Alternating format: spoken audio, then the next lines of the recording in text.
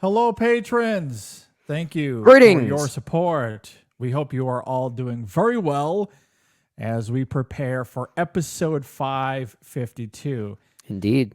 Now, Brennan, over the course of the last few months, I've talked a lot about Harry Potter. I will not be I thought we were done.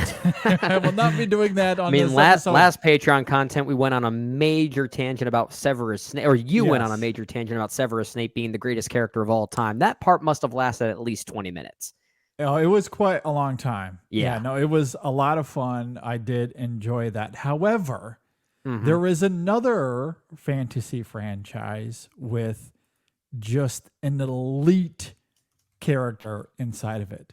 We've talked about him here on the show before, but I am referring to the Pirates of the Caribbean. And of Okay, I was course, wondering where the you were going with great that. Barbossa. Okay.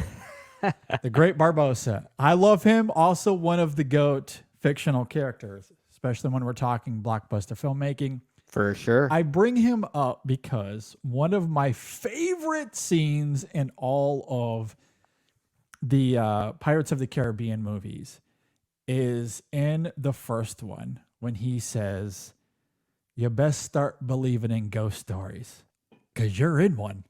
If there's ever a lesson to so be good. learned, like something to be taught in film classes about how you sell a line Just like that. Pitch I mean, perfect. the fact that it was basically the tagline of sorts for the marketing. You remember, like that was Mhm. sort of the thing people remembered from the marketing of that movie way back in 2003 was Yeah. that line because it's just so It's perfectly so good. spoken. It's so good. The line delivery is just elite. I absolutely Yeah, love it. agreed. Now, I bring that up to say that it is applicable to my life in the sense that It's a ghost story. I might be in a ghost story. Now, here's why. So, obviously, when we do these shows, there are moments where they are edited. We are not Yeah. doing it live. There is some editing involved. Yeah. And especially on the video side, it's been interesting because there have been a few moments as Brennan and I have been recording these last few weeks where some weird Yeah. things have happened in my house. I'll be transparent here with our patrons about this. There was a moment. Are you talking what, about the 3 or 4 thud weeks that ago? happened last week? Well, yeah, not last week, but there was a few weeks ago, excuse me. Yeah. There was a moment where Brennan and I were in the middle of a conversation, and there was a huge bang somewhere in my house or just outside. It was loud enough Yeah. Yeah. that I could hear it, even with these noise canceling headphones on. I could hear it vividly. Oh, I heard it too. Yeah. It You came can hear it in the video. Now I clipped Yeah. it out of the show, obviously, but if I was to share the video with you all, you'd be able to hear this bang. The mic picked it up a little bit, but it was honestly even sounded louder like in someone real was time. knocking at the door or something. Yeah, it was loud enough, and then my dog also starts barking quite ferociously, or at least loud enough that it made me a little nervous. Now, I don't carry guns in my house. That's not something that I do personally. Sure. If you do, that's great. Just not a personal choice for me. That's fair. So I run to the garage where I have my hockey sticks. And look, I'm much more dangerous with a hockky stick in my hand. I was wondering Okay? what your weapon of choice would So, be. For some reason, I just went to baseball bat when that would that makes no yeah. sense. Of course, it would be a hockey stick. I grabbed a goalie stick, which those things are mean. And They are. Oh my that gosh, would do yeah. some damage. I promise you. If I hit you across the head, you will be sleeping for a long time. And so I grabbed that. I go out there and look, I didn't find anything. It was weird. I woke up my wife as well. She heard it. But there was this loud noise. We have no idea where it comes from. I went outside to the backyard. I checked the front door quickly. Didn't see anything. Dakota calmed down. Not really sure what it was. So, came back. We finished the show. Everything was fine. Okay, fast forward another week or so. Brendan and I are doing a review. I believe it was for Bottoms, if I remember correctly. Yeah, I think that was it. And again, there's a moment when we're doing that review, and in the middle of me talking, like going through a thought, in this room there is a loud pop, And I had no idea what it was. I turn, look around. At first, I thought like maybe one of my posters had fallen down. That's what it sounded like. That's but I looked, posters are fine. Everything's good. Had no idea. I go back to edit because obviously I'm going to edit out the pause. And so what I find out is one of my lights here had made a huge pop and it switched colors on me. And it's weird because these things are clickable, but the click isn't that loud. It's like a soft little click. But when you, and I have this video still, I might just have to share it with the patrons. I was going to say, yeah. It is loud. It is like a gunshot going off. Like it is super loud. It's not just the little clicky. And also, those things don't just change colors on their own. You have to click it or there's a remote. That is the only way to do it. And the one that popped and changed is this one, like right over here. And it's sitting on like a little flimsy box. If I'm putting pressure on it, that box is falling over. Wow. Like there's no, it's not like on a hard surface. Geez, whatever's in your house doesn't like the fact that you're podcasting. I don't know what it is. But that one was even weirder to me because I could see it. I could see it do something that is physically impossible. In terms of the click, the pop, and the fact that it's on a surface that is flimsy. So to put pressure on it means it would have fallen over, and it certainly did not. So I'm guessing the mic that you're using for these podcasts now are those those very specific like ghostly pickups or something like that. Like you would see, like, remember the movie The Orphanage, how they were actually using technology to pick up on the ghostly presence in those houses. That's what your mic is doing now. It's picking up some type of maybe there was someone that used to live in your house that was like in radio that hates the world of podcasting and is haunting your it's not efforts the now? microphone though, because you can see the thing go. Like you can see it and you can hear it. Okay. It was the light that was making that issue. Whatever happened out there, I don't know. The mic is just a vehicle kind of picking up these things. Good thing you have a hockey stick to defend yourself. I know. So then this is where it also gets interesting, right? So we're not done yet. We're not done. So outside of the podcasting room, there is a night I go to check on my son. Okay. And he is not in his bed. Okay. He's not in his bed. Okay. Which is a little scary. Yeah. He is on the floor, passed out, wholly unconscious, sleeping on the floor, but not just on the floor. He is parallel to his bed. Okay. Now, why is that weird? Well, next to his bed is his dresser. Okay. Yeah. His head is right next to the dresser, meaning that, and I mean like right next to the dresser. Yeah. So if he was to, let's say, roll off the bed, he hits his head on the dresser, right? Would hit the dresser, and that meaning that he would hit the dresser. He would probably do some sort of spin and then fall on his feet or on his butt. So he would land kind of awkwardly, more perpendicular to the bed if he was to fall. Obviously, you would also think he would wake up at that point. Yeah. Because your body, as we all learned in Inception, you wake up when you start to fall. It's called the kick. It's called the kick. Exactly. So you would think that he would wake up.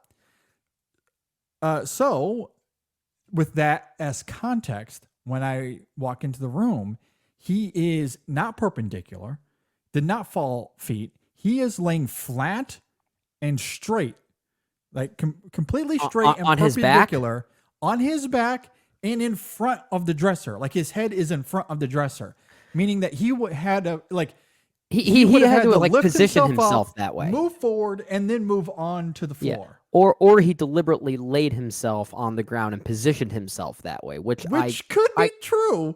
Why would he do that? But why would he do that? Like, and again, he has no memory of this because, of course, we asked him, like, why are you laying on the floor? And he's like, I have no idea what you're talking about. Like he had no idea, and that's where it's strange because what it feels like is that some entity, maybe some ghostly presence lifted him up, moved him slightly forward, and then onto the floor onto the floor in front of his dresser. It's time to get some cameras only set way to up make because it when you said you were living a ghost story, I thought that meant you sat yourself on the kitchen floor and ate a whole pie. No, maybe that's the next thing to happen. Okay, okay, but yeah, and you then got to get here's- cameras set up in here or something. You got to go full paranormal activity right now.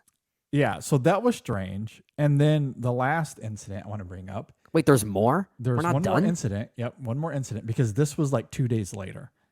He wakes up and is feeling a little sick. And this happens from time to time when he's not drinking enough water. Sure. Whatever the case may be. But he'll wake up in the middle of the night, he'll throw up and then go back to sleep and everything's fine. That in itself isn't weird for him anyway. What was strange about it, and this has never happened before, is that he wakes up, kind of taps me to inform me that he's going to the restroom. But he doesn't go to the restroom and just throw up immediately. Yeah. He sits on the toilet with, again, not like he's going to the bathroom. The lid is down. He's sitting on it cross-legged and just kind of staring in front of him. And I tell him, hey, if you think you're going to throw up, try to turn around and throw up into the toilet. Mm-hmm. He doesn't respond. So I say the same thing again. He doesn't respond. This happens like 4 times. Sam, can you hear me? If you can hear me, please. If you're now, going can to you throw see? up, Like the door isn't shut. You could see him. I can see him. Okay. No, I can see him, but he is staring in front of me and not responding to anything I'm saying. I might as not have been there at all. And from my perspective, I might as well have been talking to the wall. He was not listening, hearing me at all. He was in some sort of daze. And then after I say this like 4 times, he, of course, just straight vomits onto the floor around him. So then I immediately go get my wife and be like, we got a problem here. And I go back. And by the time we get back, he had somewhat kind of come to a little bit, but not wholly. Because even as my wife was talking to him, he was very groggy, not really responding. Yeah. We lay him in bed. He immediately goes back to sleep. The next morning, we bring this to his attention, and he has no recollection of it whatsoever. I have no idea what you're talking about. Okay, so is there a practical potential answer? Like Brandy is of course a doctor. Like, is it sleepwalking maybe or something? Well, that's what we think it is. Okay. We think that he might be sleepwalking a little bit. Okay. That's what it very much that's my only explanation as to what happened for both of those incidents, really. Yeah. Especially because he has no memory of it. When and it's one thing to walk into his room and you're like, that is very weird how he got on the ground the exact way that he was. Yeah. But you don't see it. Yeah. When I saw him, like with my own eyes, just completely like not there. Like he is not there at all. Yeah. That was a little terrifying and a little worrisome. I got to be honest, man. I'm a little worried for you right now. Like it was just a this is making me jittery. He's been totally fine otherwise. Like he's a perfectly healthy kid. He's very energetic. He's the lovable Sam as he always is. Mm-hmm. But all these incidents has happened within about a month's time span. And so it's just been weird. Like the last month in my house has been really strange. Wow. And there are things happening that there are probably explanations for it, but right now I don't have answers. So I thought of Jeffrey Rush. I thought of Barbosa. I thought of okay. Now it's like all of a sudden we have now come full circle. Here is the climactic scene of this story. You're in a ghost story. Yeah. So that's ultimately why I came around to. Hey, it is September. That means it's only a month and a half until Halloween. So Sam has no choice but to be Barbosa. He has no choice, but he has no choice but to be Barbosa for Halloween now. I guess so. Or at the very least, I think I might have to do it. But yeah, or someone's got to be a pirate. Yeah. So it's been weird. It's been a little strange. So I thought I'd share with everybody. Well, that's how you wake me up at 9:30 p.m. If any of our patrons have any explanations they want to offer, or if you've had your own ghost stories you want to share, I'd love to hear them. If you know any mediums, send them over to JD in Cooper City. Yeah, exactly. I know I had 2 friends come over this last weekend, and they love this stuff. They Oh love wow. conspiracy theories, love ghost stories. So they were having a ball with all of this, and we're walking around the office doing their own little ghost hunting exercise. And it Uh-huh. was, That's cool. That's cool. so that's, my house has turned into a little bit of I guess, a haunted mansion, if you will. Coming Well, how soon to about that? Disney Plus. I was gonna say it sounds more interesting than the movie we actually got, right? I don't know. I haven't seen Haunted Mansion yet. I I'll you know probably I catch it when shouldn't it say comes that. on to I haven't Disney seen Plus. it either. It could be fun. I don't know, but I mean I'm not I holding like the out hope. ride. Look, I love the ride. Oh, the ride's I'm going to great. Disney next month. I'll enjoy it there. Yeah, the at ride's the very great. least. The ride's a classic. They can never change that one. At least I hope that they don't. I hope they don't either. Before we get to the episode, I did want to get into some actual movie stuff. Did you Oh, yeah. see the trailer for Jeff Nichols, The Bike Riders? I don't think we talked about that on the show. We didn't talk last about the week. trailer, but I did see the trailer, and the trailer rocks. Yeah, I loved it too. Yeah. Yeah. And you know me, JD. I'm cynical I movie know. trailer guy. That's I why I was usually curious. don't like Yeah. movie trailers, but no, that one kind of rocks. And it kind of literally rocks. Like from a soundtrack Yeah. standpoint, I think Oh, it for creates a really sure. cool Yeah. vibe. It is quintessential Jeff Nichols. Like everything about Yeah. it is like, yes. And It I is, love that yeah. Tom Hardy's going full Tom Hardy. We got a new Tom Hardy accent to get ready for. I was half expecting a bandana or some type of like face covering, but we didn't get that. Yeah. Austin Butler just oozing cool.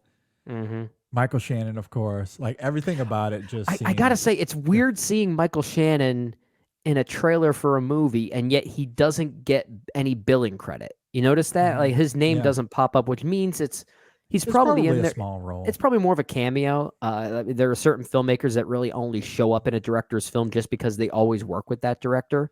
Yeah, like the Ryan Johnson.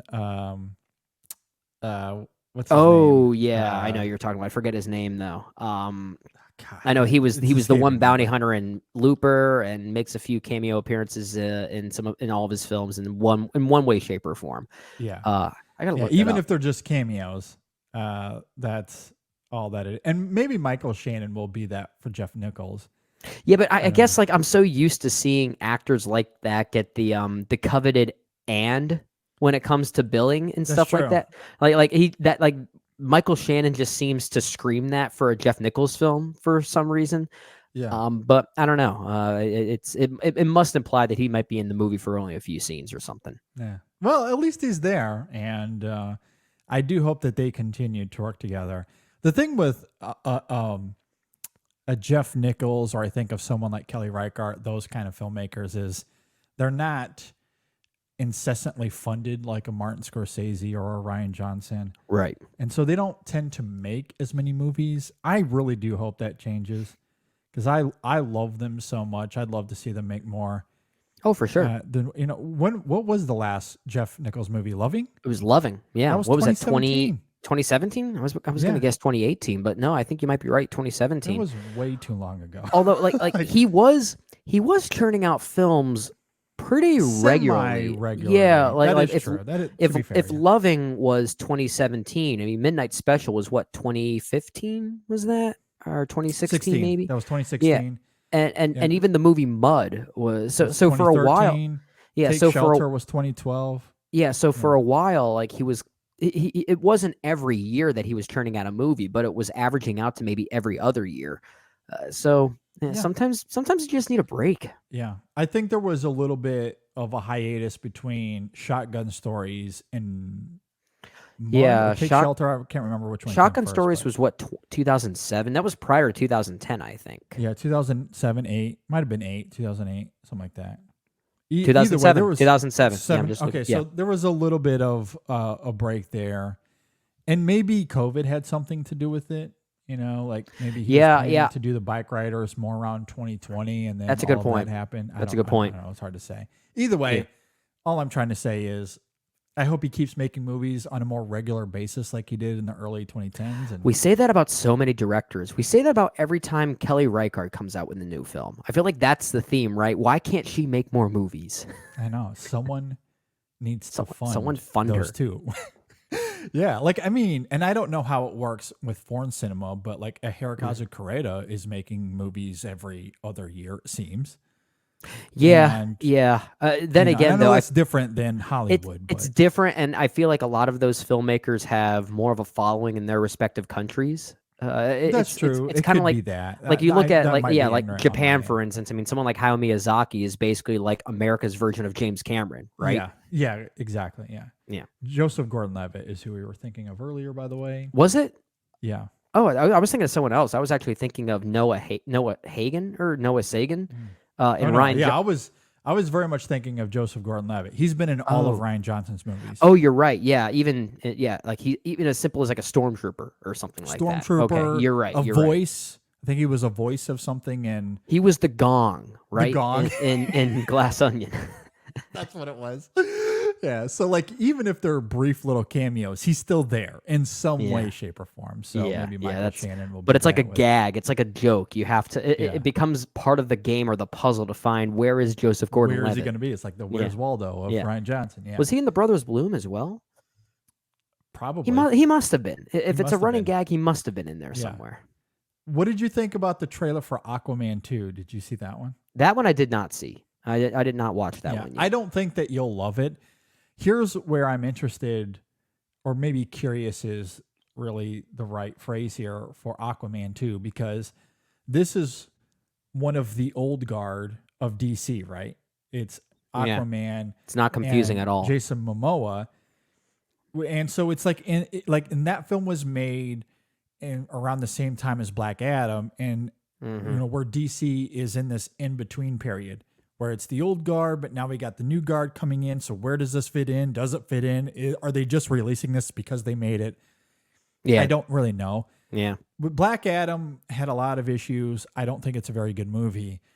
Aquaman 2 might find itself also in this purgatory with DC. Yeah. However, it is also James Wan and it's Jason Momoa.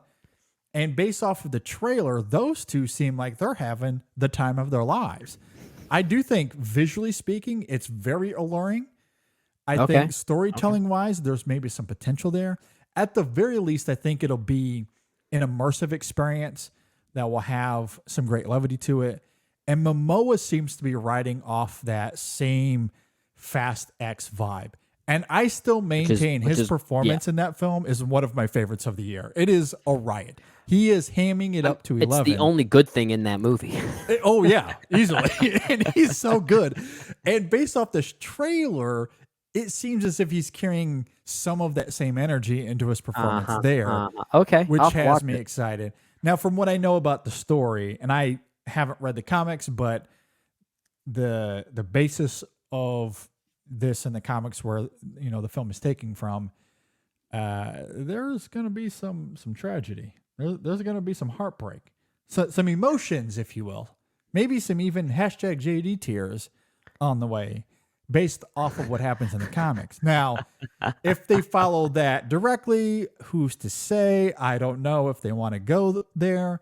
But if they do follow that same trajectory from the comics, there's going to be pathos to the film. And, you know, not that Momoa can't do that. I'm just saying, like, when you're trying to have, like, this vigorous, fun, flamboyant performance like he does in Fast X, and I don't think he's going to quite ham it up in the same way. But, like, if you're channeling some of that, but then you also have to channel this deep, you know, pain and guilt and grief, that should make for an interesting mesh of tones, if you will. We're going to have to create a new T-shirt if that ends up being the case, and the T-shirt will just simply say, "Aquaman made JD cry." Maybe. Who knows? It wouldn't be the first of the superhero movies to do that. I haven't seen the trailer. I am curious based on what you described it as, but I was always kind of intrigued by the movie, and it's simply because that first Aquaman's my favorite film in the DCEU. I think it's fun. Yeah. Yeah, it's a lot of fun. It's goofy and silly, and it knows it. Then again, I'm also someone that likes Wonder Woman 1984 more than the first Wonder Woman, so take that for what it's worth. But I really like that first Aquaman a lot. I think that movie is that's a rocking movie. It's the best way I can put it. Absolutely. All right, before we get to the show, one last question for you. We're on this episode, we're talking about our favorite performances from 2001. We are. Have you done any homework lately that you'd like to I have. throw out I've here? done well. I've done quite a bit of homework. The thing is, do I talk about them now or do I I talk mean, you about can them? save it. You I can might save it if you save want. it because some of the ones I caught up with are coincidentally ones that I might save for this particular episode, 552. Okay. We'll get to that when we get to our, I guess, not really criteria, but some of the films that we chose to talk about for Yeah. whatever reasons when we talk about our favorite performances. Mhm. But I guess just to maybe not come off as a broken record, I might save those Yeah. until then. I'll give one. I'll give one that actually, you know what? Let me see. There might be more than one that I caught up with that I'm willing to give some quick thoughts on now, because in the middle of some real serious homework, I also try to throw in a little bit of a goofy one that came out from that same year, just to sort of kind of um it gets kind of hard doing all of this homework of really serious films, right? So sometimes you need to break up the tone and just give your brain a break by watching something like Shallow Hal. Right. Sure. Yeah, that movie's not good. it's No, it's a it's it's a not. movie that I think had potential. It's just I don't think it believes in itself. That's the Mm. problem with that movie. It has a fine idea and a fine theme, but it doesn't trust it, Yeah. especially when it constantly uses Rosemary's weight as the butt of the joke the entire movie.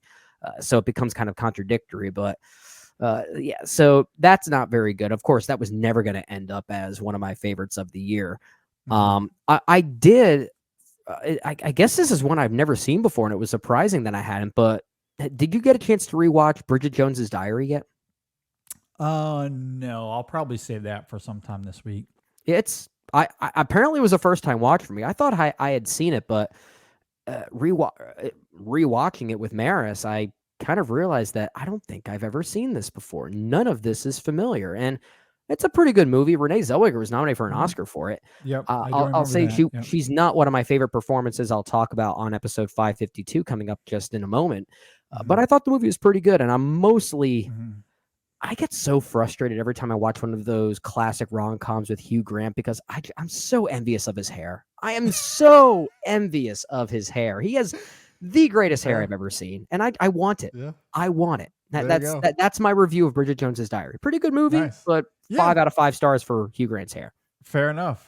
Yeah, fair enough. Yeah, that's a movie I like. I don't think I am in love with it. It's not going to make my top 20 or anything, but I do like it. I gave it a I like her solid 3 out of performance. 5 on Yeah. Letterboxd. Yeah. That's about what I'd give it as well. One film and maybe even performance I want to shout here, which is a little weird to say because this is a documentary. However, I caught up with the Oscar winning documentary, Murder on a Sunday Morning. Brendan, have Still, you seen this film? no, it's still on my list. Oh my gosh. I am not being facetious here. When I talk about something like Ron Howard's Rush, and I've Uh-huh. talked about this a lot over the years about how much of a surprise that was for me because I walked into it not knowing anything about F1 or its history. Also, Ron Howard at that time, even really now, but at that time, it's not like he was walking in on a heater. There was a lot of reasons to be dubious about Ron Howard as a filmmaker in 2013. For sure. Yeah. So you walk in not really expecting much, and that film blew me away. Absolutely blew me away. Made my top 10 that year. There's an argument to be made that it's one of the best, if not the best, surprise film of the 2010s for me. Murder on a Wow. Sunday Morning Okay. might be that for the 2000s. Wow. Holy For the whole, Lord. for all of the 2000s. For all of the 2000s. Now, that might be a little Wow. facetious. I don't know, but I think it makes an Wow. incredible argument. Well, okay. Because, again, this film, Murder on a Sunday Morning, you walk in, and this is a movie centered around police incompetency and this innocent black male who goes to jail accused of a murder. So naturally, you walk in with certain expectations, especially politically, given the conversation, the discourse over the last, well, I was going to say 2 decades, but really the entire history of the United States. This has been For an sure. ongoing thing Yeah. That's around for the sure. black community and their interactions with the police. So you walk in expecting the film to really be about those things. Mm-hmm. And let me tell you, it is not even close to what I had anticipated. Well, that is interesting. Not even close. Now, it is rightfully indignant, but it is not demonstrating that through talking heads and conversing about the flaws of the justice system. No. Instead, this film is about two lawyers absolutely dunking on fools in the courtroom. That's what they are. With fervent conviction, they are just posterizing the lazy and incompetent investigators on this case. And it is wild to see it unfold in a real-time sense as these court proceedings go. And that's really all this is. The entire documentary is mostly, outside of the opening 10 minutes, where it gives you the context and the background of what had happened. From there, what we mostly see are the court proceedings. And these two lawyers just absolutely going to town with no hesitation and embarrassing the competition with some absolute banger exchanges along the way. I will give this one away. Maybe you can close your ears, Brendan. If I can't do that. It's hard to do that mid-podcast, man. There's a moment where he tells this story about how he, has this brief encounter with one of the investigators outside of the courtroom during a break. And this guy says to him, "Suck down another cancer stick," as he's smoking a cigarette. To which he looks at him and says, "I always enjoy a cigarette before sex because I wanted him to know that I was going to screw him." And I did. Okay, that's what he says. And you're like, oh my God. And then cut to the next scene of him in the courtroom just dunking on this fool. And it is hysterical. It is really funny. I mean, I don't know if that was the intent. It clearly wasn't. I think this was certainly meant to be more of a, like an indignant, there's an injustice here. We need to find justice. That was really what this film was going for. And maybe it's just indicative of the culture and the internet age in which we live in. Yeah. But when you just watch these two lawyers just completely embarrassing these investigators who are incompetent, and this is something they talk about. They talk about why they embarrass them. There is a reason for it. It's not just because. It's not just because it's part of the job. There isn't a very specific reason they talk about why they wanted to embarrass these guys on the stand. And it is hilarious. This film, for all of its indignancy and righteous anger, is one of the funniest films I have ever seen out of a documentary. I wonder if it's even labeled as a comedy. I don't think that it is. That's ironic. But it is, because again, I don't think that was the intent. Right. But when you watch these two, and like, it's the exchanges, it's how they go about doing it. And it almost comes off like a roast. Like you're watching a Comedy Central roast is the best way I can describe it. It almost has that vibe to it, like that level of vigor. It's like these investigators were sitting up there on Comedy Central, not in a courtroom, and these lawyers were doing their best to roast them. That's what it felt like. Wow. And it was genuinely hysterical. Like, they should have followed a career in comedy because they were really great at it.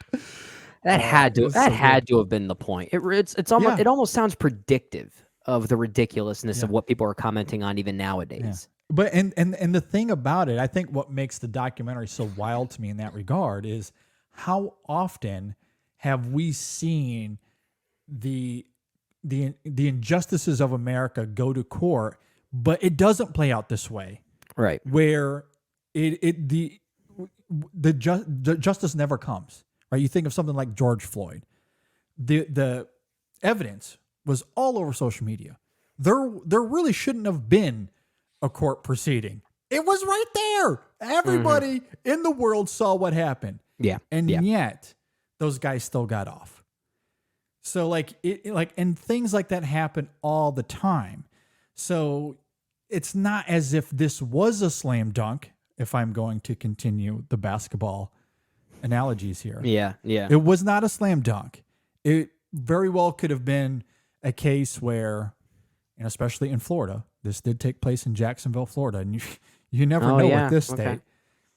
where the injustice lingers. And we don't, and he's locked away. This innocent black man is locked away in prison for the rest of his life. Would anyone have really been surprised if that was the outcome? I don't think we would. Yeah, that's a fair point.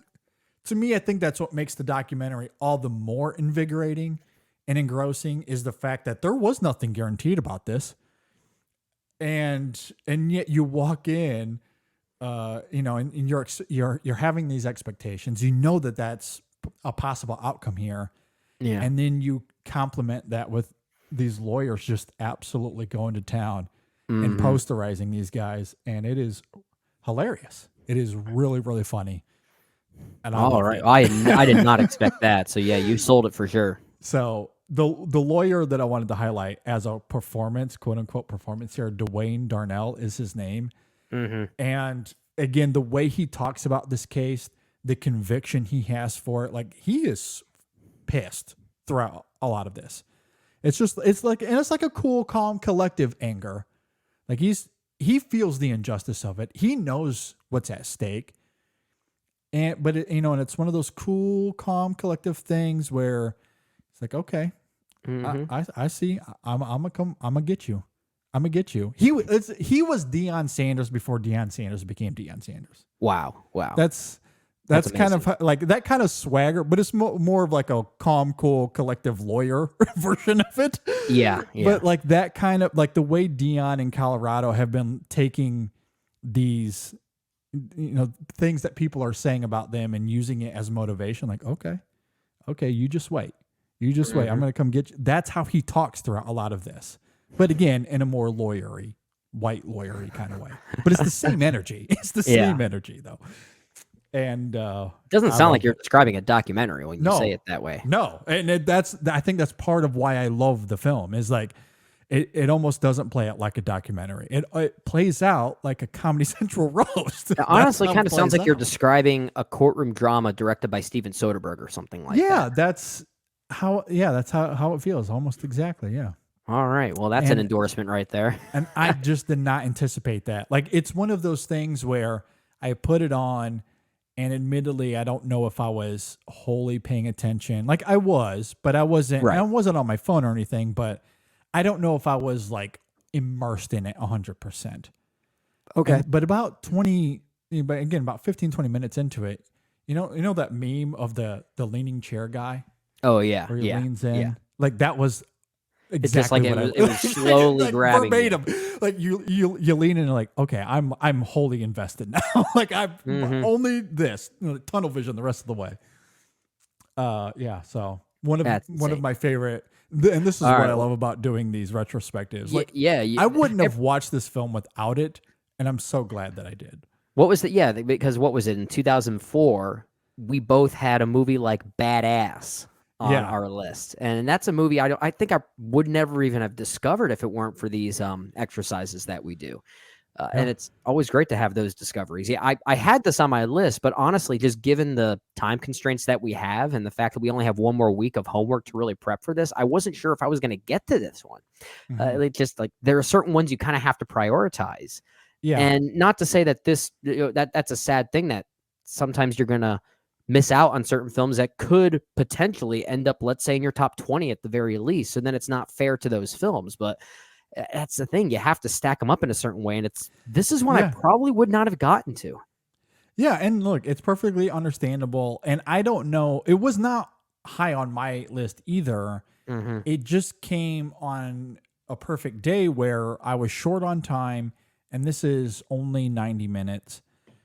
And I thought I was walking into something where it'd be like, okay, I can give this a brief little watch, continue on with my day as it is, and then I'll get to the more important stuff tomorrow when I have more time.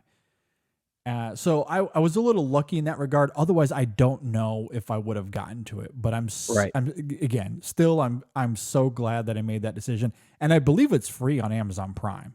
I Yeah, believe I that's think where I it's on watched it. Free or something. It's like, is it like part of Yeah. their like free service with ads or something like that? Yes. Yeah, I Okay, believe that was the case. So gotcha. yeah, you have to deal with the ads. I guess maybe that's a little It's not too grating, bad. but it's still worth the time. Yeah. I loved it regardless of the ads. So it's good stuff. It's worth All right. Well, watching. I'm telling you. that's added to my list. I have my list of priorities to get to before we actually get to the recording of this episode. Yeah, I have next like week. 15 films that I want to try and squeeze in, which might not happen because some of them are rewatches. So I might, Fair. Yeah. but like some of them, like I need to rewatch Mulholland Drive again because Just watched that last night or 2 nights ago. yeah, like that's when it's not that it's been a while. It's just that's a movie you need to watch like every other day in Mm-hmm. order to understand it, right? Mm-hmm. So Yeah, yeah, and that's that's that's why, on my like, list.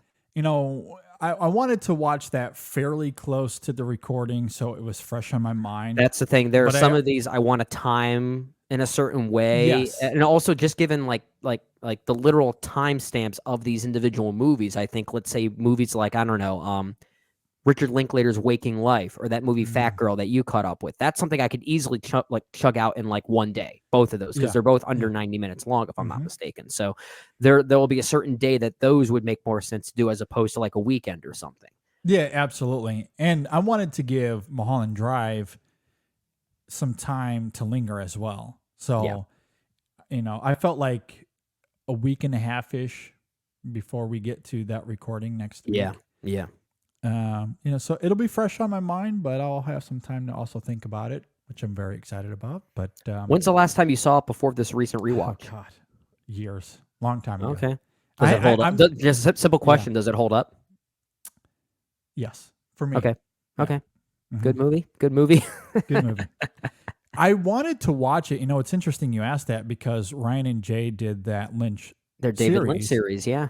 and I did try to go back and revisit the film during that, and I made it maybe 10 or 15 minutes into it and simply got interrupted by life, and I never got a chance to go back to it. So it's been one of those that's been on my list for a while to Yeah. go back to, and it took this exercise. Yeah, that it wasn't just that one. There were many films of David Lynch's that I wanted to rewatch again while Ryan and Jay were doing that movie series on Extra Film, the old Extra Film as we used to have. Based on what I have seen from David Lynch, which is most of his filmography, at least once. It's been some years before since I've seen many of his films, but at this point now, Mulholland Drive isn't one of my favorites from his. I've always preferred Mm, Eraserhead. I even prefer The okay. Straight Story. In Mm. some ways, I think I prefer The Elephant Man as well. Oh wow. Okay. But again, like some of these movies I haven't seen since maybe my college days, where I was Yeah. just a Been a completely while. Yeah. different critic. I wasn't even a Sure. critic; I was just a movie Mhm. watcher then. So I dissected movies in a very different way. So I'm sure Yeah. my opinions would change on a lot of these.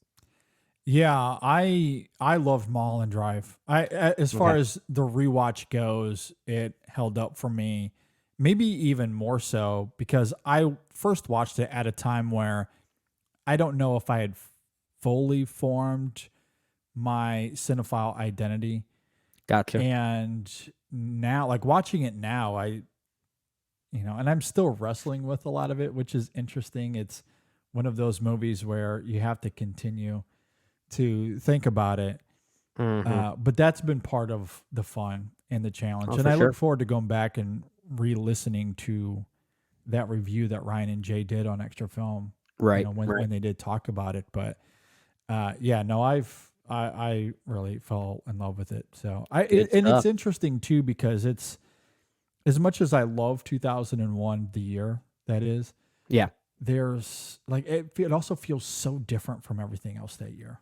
Like it just feels like this weird outlier. Yeah. Yeah. Even weirdly Which though, nominated for Best Director at the Academy Awards that year. yeah, yeah, it's strange. Like I think part of the curiosity for me with it is, because he's talked about, it's, obviously the film is on the record of originally being made as this movie that would lead into a TV show, to a TV series. Yeah. And you watch it with that context in mind, and it's almost like you can feel that in some ways. But that adds to the charm for it for me. It kind of does. Well, one of my favorite things about the movie, I owned it on DVD before, and I also own the Blu-ray on Criterion, but I did own it on DVD prior, and this was many years ago. And the DVD included this little slip of paper that included apparently like these 10 clues from David Lynch himself on how to I remember dissect that. and understand the movie, and all they did was make me even more confused. Yeah. It's It doesn't make any sense. no, it's like he's trying to Honestly. troll you. It's Yeah, exactly. which in a way I respect, but it's also kind of frustrating. But at the same time, like I remember being so mystified by the movie itself from a filmmaking standpoint that it almost didn't matter. Yeah. Like that's I can't wait to Yeah. rewatch it. That's one I'm really curious about. Yeah. And I guess I don't want to get too much into it because I don't know, maybe this will be the review that we do leading into it all. I don't know. We haven't really decided that, but Oh yeah, we still have to pick that movie, don't we? we still have to pick that movie. I don't know if that's one you want to do or not. However, I Well, will that say that this. that would make sense because some of the movies does. that I'd also want to do have either been done before by you and I or Extra Film. Mhm. Or in some way, shape, or form have been discussed because we like to pick a movie that we felt was sort of defining for that year. But we've already done Lord of the Rings. We've Yes. already done In the Mood for Love. AI. We've already done AI. What else have we done? At least Technically, there's a review for the Royal Tenenbaums, but that was back in 2014. It's There's still one we've mentioned quite a bit, though. over the yeah, you years. might as well say we've reviewed it in some capacity already. Yeah. And then So if I you don't know. It's hard to say. Like, but if you also include what Ryan and Jay have done on Extra Film during their many directors series, I mean, even Ocean's 11 is one that's been discussed many times too. So yeah, Amelie we talked about. yeah, we talked about that. Moulin Rouge we did, and back in 2013, Devil's Backbone, same thing. Yeah, It's and been a while for some of them. It might be worth revisiting a review, especially with you, because I don't think you were on for some of those. But yeah, I don't know. We'll talk about We'll it. talk about it, but we have some potentials here. Or we could pick something really random that no one's ever I heard was of. gonna say if we wanted to do something, because Black Hawk Down was another one that Ryan and Jay did, I believe. Yeah, during the Ridley Scott series. So Training Day, I don't think is a review, so we could do that one. In If the we want to bedroom? get, I was gonna say, or that one, or if we want to get weird, because I love Linklater, I would love to dive into Waking Life. That one would be really fun and quirky. Or I also think, is there one that has sort of like a negative response that maybe we can try and dissect? Maybe something like Vanilla Sky or something like that. Perhaps, because I'm not like, spoiler alert, that's not making my top 20. Yeah, I didn't think it would. But there might be an element of it that shows up on this week's episode, though. We might talk about that. I mean, my vote. I mean, if I were to just pick, selfishly one movie I'd like to talk about further, it would be Wet Hot American Summer. Yeah, I wouldn't. Not mind film talking that about I that. enjoyed. Yeah, I could do that one. I mean, the Coen brothers are also sitting there, and that is a movie that cracked some top 10 list of that year. It's not really talked about within the realm of the best Coen brother movies, and that's why it's interesting to me. I'll talk. You're kind of beating me to the punch a little bit, but I was going to talk about that one a little bit during episode 552 with regard to performances. I will say that is lesser Coen brothers for me on this rewatch, but I still really like it. It's the Billy Bob Thornton of it all that is astounding. Which is fair. He is really great. I don't disagree. That film is on my list. I'll just say that. Maybe not On your top 10? Maybe not in my top 10, but it will likely be in my top 20. Okay. It might not be in my top 20. I like it. But I did really like it quite a bit overall. Yeah. But Billy Bob Thornton is really great. I do agree. Anyway, there's some interesting options there. Yeah. Even if we revisit something that either Ryan and Jay did or something we did 10 years ago. I wanted to make this last point on Mulholland Drive, because I had brought that up earlier. You brought up that Lynch had laid out like these 10 clues to figure it out. Right. I will say this with my rewatch of this movie, and I'm not saying this pretentiously, I don't even know if my interpretation is quote unquote correct or what Lynch was going for. I really don't know. Sure. I will say this though, between its initial representation and how the characters are portrayed to us as one thing, Mm-hmm. and then as we shift to the third act, they become something completely different. Yeah. All of that to me is vivid enough. And the clues, even without knowing Lynch's clues, the visual clues are very much there that you're able to pick up on it. Mm-hmm. That to me, I honestly had no issue kind of figuring out what I think Lynch was trying to do anyway. In Gotcha. terms of the puzzle storytelling and how In confounding terms of it may like just the seem, nucleus of it all, like the the over. nucleus of it Yeah. all. Like, I honestly didn't have too much of an issue trying to figure out what happened. Yeah, you might not understand or not quite get a full grasp on every little nuance or detail that Yeah. maybe connects into that, but that's kind of part of the Yeah. fun with David Lynch, right? Yeah. Is I think with the 10 clues, because he lays out these 10 clues Mhm. and, I guess depending on how you're looking at the movie, if you're looking at the what had happened, Mhm. even without knowing those 10 clues, but to your point, I think if you look them up and you read them, it almost makes it more confusing. Yeah. Or Yeah, it you're could right. anyway. But I think if you just watch the film as you would normally and you notice when he pauses the camera or when he emphasizes a certain object or even just Mhm. the way he maneuvers the characters in and out of a scene and how actors and actresses have similarities, I honestly don't think the film is really all that confounding in terms of the what. In terms of the how or maybe the why, I think that's where there's some Well, ambiguity. And I think there's a fascinating conversation to well, be and had there. that's the fascinating and really interesting thing about David Lynch is that even despite the real confusing and ambiguous nature of all of his movies, the ethereal metaphysical aspects of it, there's always some like thematic or emotional through line that you're at least able to sense, right? Mhm. It's not like I hate bringing this up, but it's not like Donnie Darko, which kind of comes off as just random to me at Yeah. times. Yeah. There is a pull between all of these ideas in some consistent fashion. And you can at least sense that. Even if you Mhm. can't verbalize it just yet, you Mhm. could sense where there is some nucleus driving all of these things.